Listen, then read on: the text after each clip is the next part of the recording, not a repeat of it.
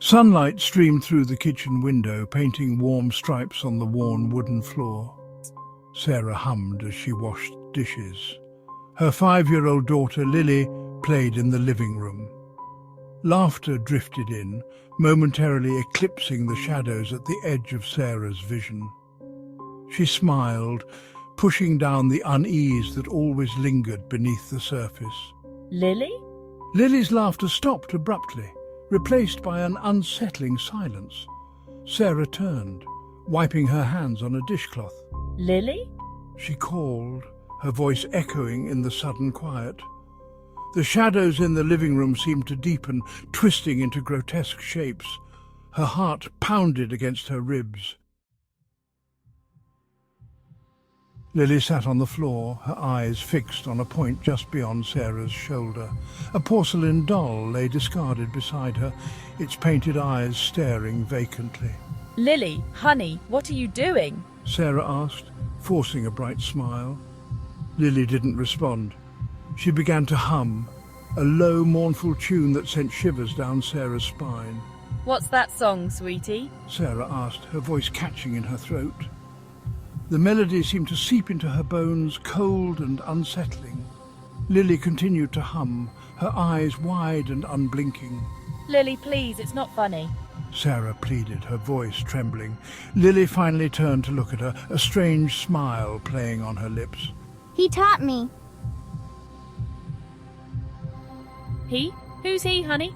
Lily just giggled and pointed to the empty space beside her.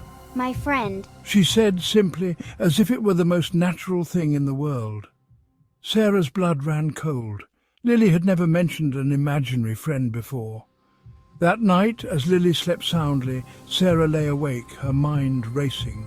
The melody played on repeat in her head, each note a hammer blow against her sanity. Images from her own childhood flickered through her mind, fragmented and unsettling.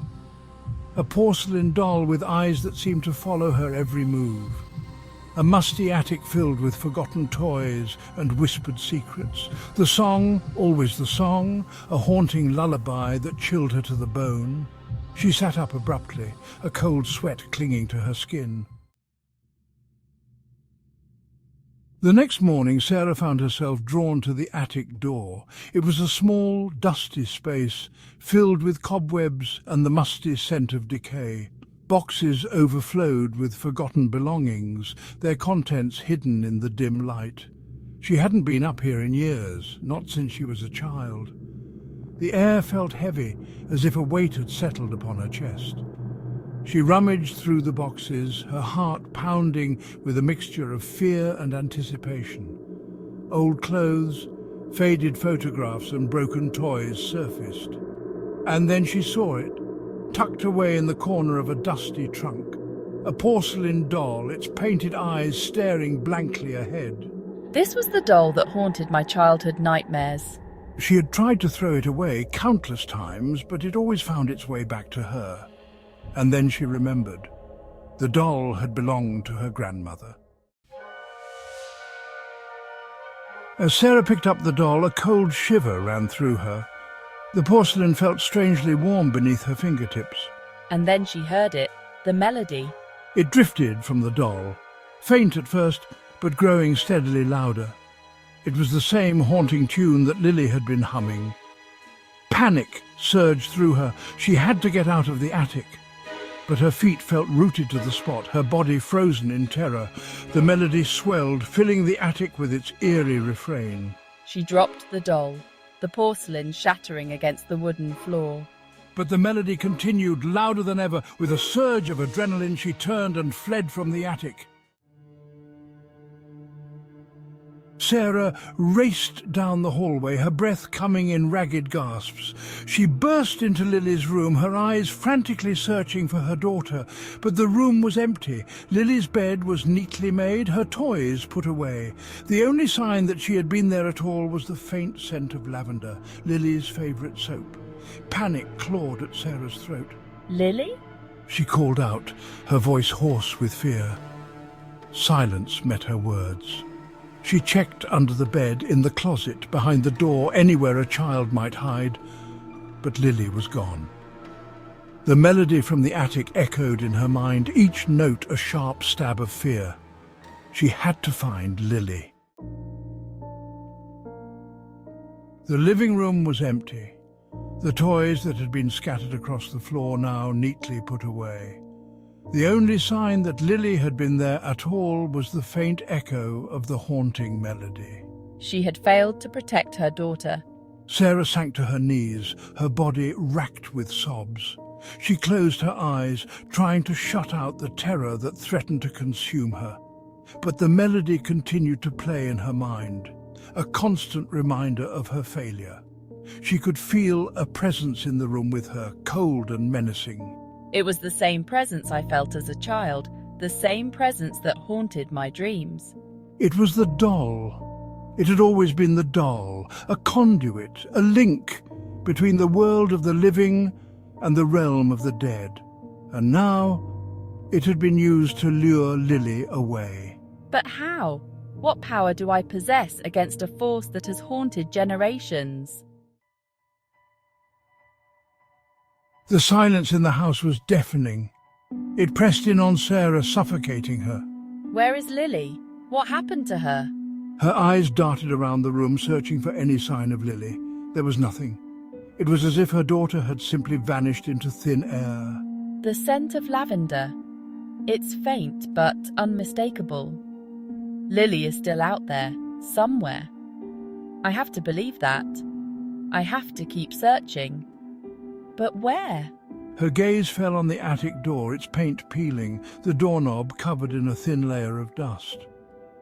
The attic, it had all started with the attic, and it was there she knew that she would find the answers she sought. I will face my fear, confront the darkness that has haunted my family for generations. I will find Lily, even if it costs me everything. Sarah pushed open the attic door, her heart pounding against her ribs. The air was thick with dust and the musty scent of decay. The shadows seemed to writhe and coil around her, their touch cold and menacing. The broken remains of the porcelain doll. She took a step forward, her senses on high alert. The air crackled with an unseen energy, a palpable sense of dread. The haunting melody echoed through the attic, each note a sharp stab of fear. But this time, there was something different. The melody was clearer, stronger. And then I saw her, Lily. Lily was sitting in the corner, her back to Sarah, her small shoulders shaking with silent sobs. But as she took a step closer, she noticed something that made her blood run cold. Lily wasn't alone. Standing behind her, its skeletal hand resting on her shoulder, was the translucent figure of a woman. My grandmother. Lily, run! But it was too late. The ghostly figure turned, its skeletal face contorted in a grotesque parody of a smile. The haunting melody swelled, filling the attic with its eerie refrain. Humming silently. Lily looked up at Sarah, her eyes wide and vacant, her lips moving silently. She was humming along. The shadows in the attic seemed to writhe and coil around Lily, drawing her closer to the ghostly figure. Sarah reached out, desperate to pull her daughter free, but her fingers passed through Lily's ethereal form as if she were made of smoke. No, no. The ghostly figure tightened its grip on Lily's shoulder, its touch leaving a trail of frost on her delicate skin. And then, as quickly as it began, the melody stopped. The shadows receded, the air losing its oppressive weight. Lily was gone. The ghostly figure vanished along with her, leaving behind only the faint scent of lavender and an echoing silence. Lily? Sarah collapsed to the floor, her body racked with sobs. The haunting melody continued to play in her mind, a constant reminder of her loss, a melody forever unfinished.